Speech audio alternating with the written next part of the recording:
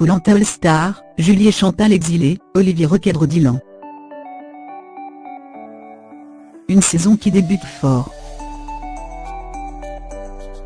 Ce vendredi 16 mars 2018, TF1 donnait le coup d'envoi de Koh-Lanta All Star, ou Koh-Lanta, le combat des héros. Une saison qui a débuté sur les chapeaux de roue. Résumé de la soirée. Répartition des équipes. C'est plus motivé que jamais que les aventuriers émérites ont débarqué aux îles Fidji afin de prendre leur revanche. Tous sont arrivés par le groupe de Denis Brognard et ont donc découvert au compte-gouttes les personnes avec lesquelles ils partageraient cette belle aventure. Candice était très émue de voir que Clémence Castel était de la partie. Yassin, quant à lui, a fait la grimace en découvrant que Clémentine, son ex-coéquipière dans Koh-Lanta Cambodge avec laquelle le courant n'était pas passé, était présente. Tous deux se sont même envoyé des pics. Si Alban était plus calme face à Cédric, candidat à cause duquel il avait été éliminé aux ambassadeurs dans Koh-Lanta Jor, il était tout aussi méfiant. D'autant plus que Cédric a clairement confié qu'il était toujours aussi stratège. Équipe rouge, les trois, Yassin, Pascal, Nathalie, Jérémy, Tiffany, Alban, Javier, Cassandre, Clémence.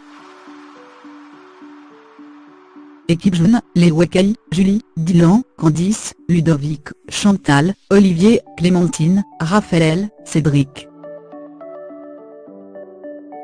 Première épreuve d'immunité et belle surprise. Une fois les équipes formées, les candidats ont fait face à une épreuve d'immunité, celle des flambeaux. Après avoir pris leur portefeuille, qui pesait pas moins de 100 kg, tous devaient revenir le plus vite possible vers les vasques afin d'allumer leurs flambeaux. Et bien entendu, ce n'est pas si simple. Afin d'allumer le feu, ils devaient lancer une corde qui permettait d'atteindre une torche située au niveau de la plateforme des vasques. Après avoir allumé la dite torche, ils devaient embraser la vasque.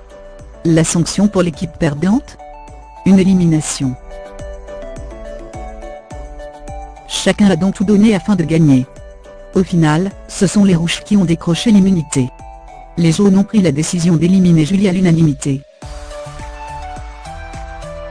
Mais ce qu'ils ne savaient pas, c'est que la jeune femme a rejoint l'île des exilés. Le principe ? Chaque candidat sortant du conseil devait affronter un ancien candidat, précédemment éliminé, lors d'un duel. Le gagnant restait sur l'île, et l'autre devait définitivement quitter l'aventure. Le dernier candidat restant sur l'île au moment de la réunification était réintégré dans le jeu. Rien n'était donc perdu pour Julie. Bien qu'heureuse d'être encore en compétition, la belle brune trouvait le temps un peu long toute seule, au point de parler au Bernard l'ermite. Premier rapprochement. Les deux équipes ont découvert que cette saison, le ring n'était pas mis à disposition dès le début de l'aventure. Et dans le cas où un participant devait partir sur décision médicale, il ne serait pas remplacé. La bonne nouvelle, c'est qu'un collier d'immunité se trouvait sur chaque île et que le survivant qui en trouvait un pouvait le garder ou le donner à la personne de son choix. Il était ensuite temps pour les candidats de découvrir leur camp. Du côté des rouges, Yassin n'a pas perdu de temps pour construire une cabane, avec l'aide de certains de ses coéquipiers. Tiffany et Cassandre sont partis de leur côté pour trouver l'eau. Et elles n'ont pas tardé à tomber sur l'emplacement où elles se trouvaient. Très vite, Yassin et Pascal se sont rapprochés, ce qui promet de belles stratégies. Chez les jaunes, tout le monde s'est vite activé pour installer le campement. Clémentine et Candice ont été missionnées pour l'eau et ils ont fait mouche. C'était l'occasion pour les jeunes femmes de se rapprocher. Si en apparence, tout roulait, Olivier n'a pas caché que certains détails lui déplaisaient.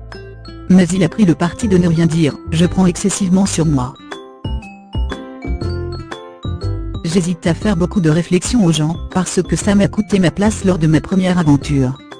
Il n'a toutefois pas pu se retenir après avoir découvert que Dylan et Clémentine avaient fait un footing. Vous avez intérêt à être au taquet pour l'épreuve. Deuxième épreuve d'immunité. Les participants ont une fois de plus dû se frotter à une épreuve mythique. Le but ? Rapporter les 10 pierres qui se trouvaient sous l'eau, le plus rapidement possible. Si Yassin a été écarté car il a tiré une boue noire, tous ses coéquipiers ont affronté les jaunes. Et très vite, les Toa ont pris une large avance en les ramenant quasiment d'une traite. Les Wakai peinaient donc à rattraper leur retard et ont perdu. Même Dylan, qui se jugeait bon en apnée, a été mauvais. En revenant sur son camp, il était inquiet que son équipe souhaite l'éliminer. Sa dernière carte, mettre toute cette île dans sa poche en s'excusant et en disant à chacun qu'il allait suivre son vote pour le conseil. Quand Olivier l'a recadré en disant qu'il devrait faire mieux à la prochaine épreuve, le beau blond n'a pas bronché.